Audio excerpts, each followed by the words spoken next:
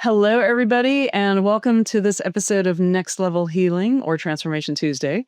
And we are here with Kat. And the reason I started this whole thing was because I wanted to demystify the experience of what it's like to go through the process.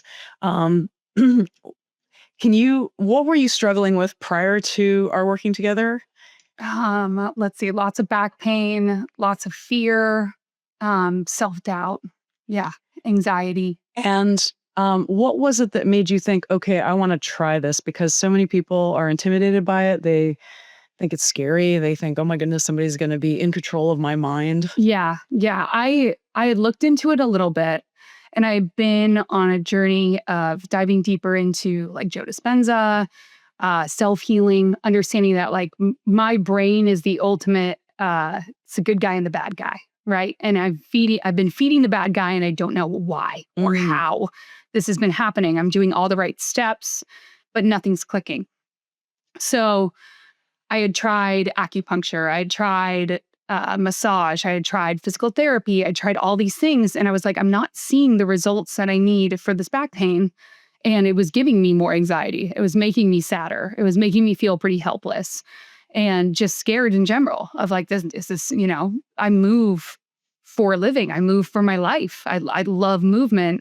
So how am I going to get over this? And then that's when I found you and just said, you know what, screw it. We're going to do it. Give it a shot. I think this woman can do it. And how early on in the process did you realize, okay, this is different. This is working for me?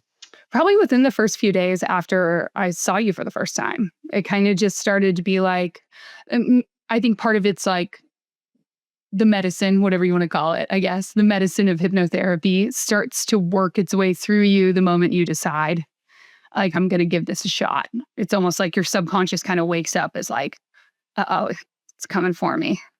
And then you start giving yourself the time every single day of like, I'm obligating myself to sit in this and give it a shot every day. And I think that terrifies your subconscious too. So then you start to feed the good wolf, by just stepping in and just being like, all right, all I got to do, I think my first one was 8 minutes long. The recording. Recording. Yeah. So you're listening to that each night as you drift off to sleep. And I was like, this is easy. Like if she thinks that this is really going to work, if I do this for the next 30 days until I see her again, maybe she's right. Like, screw it. Let's just try it. And definitely within the first few days, it started being like, you know what? I do feel a little bit lighter. And you kind of think back on, because it's not like you forget what you said during our session, like you're completely cognitive. You know what's going on. So I can't make you think anything you don't want to think or believe anything you don't want to believe. No. Yeah. No. You're actually more in control, wouldn't you say? Yes. Once you move away the filters that have been stressing you out, that have not been serving you, the bad guy. Yeah. Once we get him aside, you actually have more clarity. Yeah. Yeah. I'd say you were like a safe guide through something of like, it was all me. It was just so part of me I had no idea how to expose or get to or why it was there. Really well said. Yeah, it was an awakening. That's for sure. And then how did it shift and change as we did the second session 30 days later and then another session 30 days after that? Did you notice how did the sessions all feel the same? Did they feel different? I think they definitely felt different because by the time I had hit the second session, I was like, this is doing something. Like, I'm starting to feel so much better. The back pain had probably gone down by half. So I would think I was at like a 10. I think I said 11 because I'm dramatic sometimes, especially when I'm in pain. And so I think it was cut in half by the time I saw you again. So I was like, I'm on board. Whatever is going on here is working. And I've been very deep into inner work and how I can possibly crack myself open to get to know me more. And this just felt like a beautiful, like, reuniting with myself of like a version of me that I didn't know. It was like, here's a little metaphor because I'm an imaginary person. I love it. It's like the person that I knew was there was across this big valley, like this crevasse, this canyon. And I had built my own little makeshift bridge. And I would go over there sometimes, but it was very unstable. It was like a Jungle Book bridge or like a Jumanji bridge.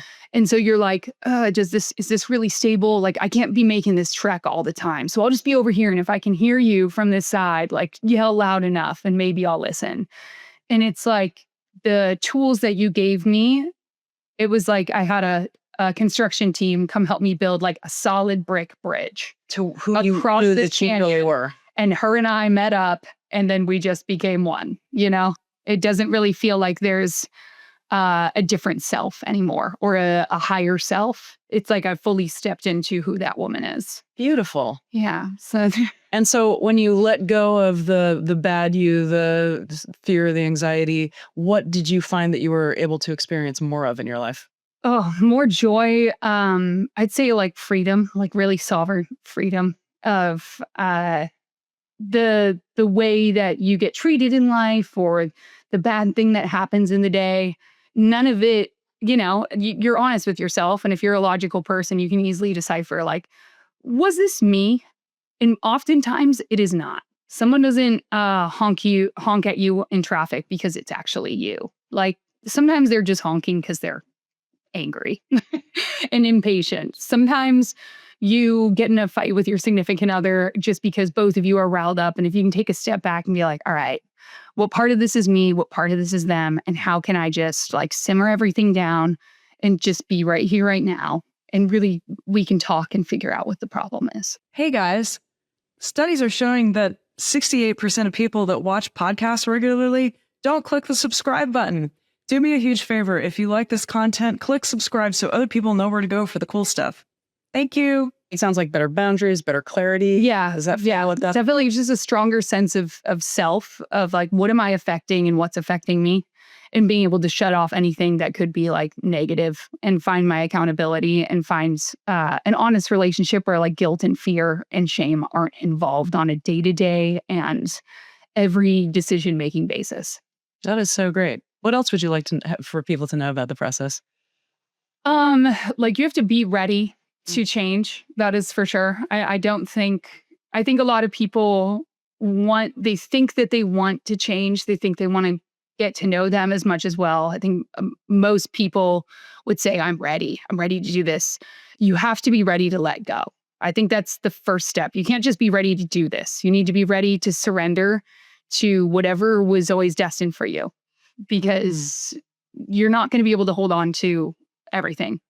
Why do you think that's a scary thing, to let go of what doesn't serve you and embrace what is your authentic self and does serve you? Why do you think that's a scary process? I think people are really comfortable. I think that they'd like to live in a world where everything should feel like Netflix and chill, of like, oh, but like life is so hard already. Like I go to work, I have to worry about money, I have to do all these things.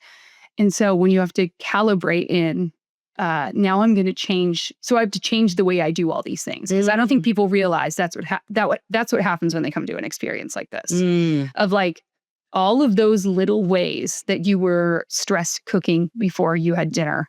And then you show up on the dinner table and you're anxiously eating.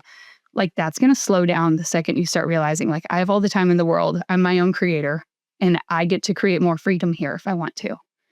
And I remember being kind of frustrated after our first session, actually. Yeah, I remember that. I journaled about it because I was like, man, like even in my positive affirmations, I'm still kind of being rude to myself.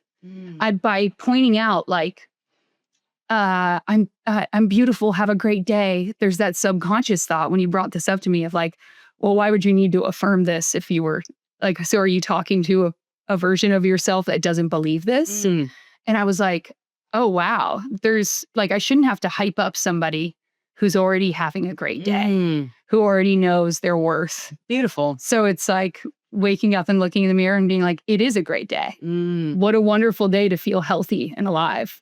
I remember being really frustrated changing my affirmations or just the way I talk to myself of like, wow, this is going to be a lot. Like there's a lot of words that are going on in here that are completely unhelpful.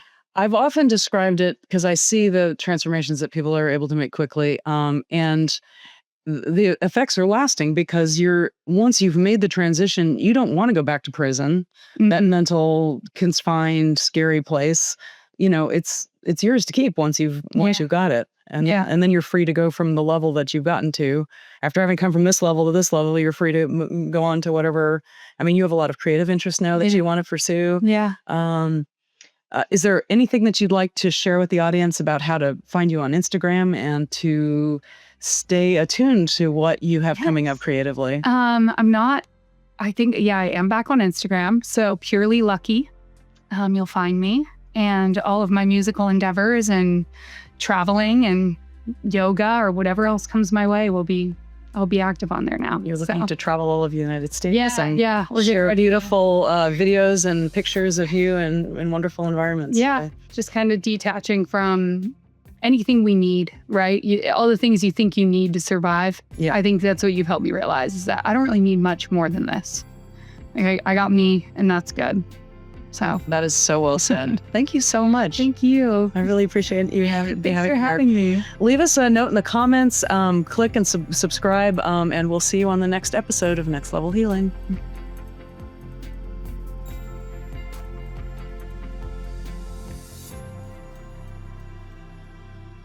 This podcast is intended for the purpose of providing information and education. It does not provide advice and is not meant to be used for any self-diagnosis or the replacement of any kind of licensed professional. The creators and individuals appearing here do not endorse any specific tests, positions, medications, products, or procedures. The views and opinions are expressed in this podcast are of the speakers and do not necessarily reflect the views or positions of any entities they represent.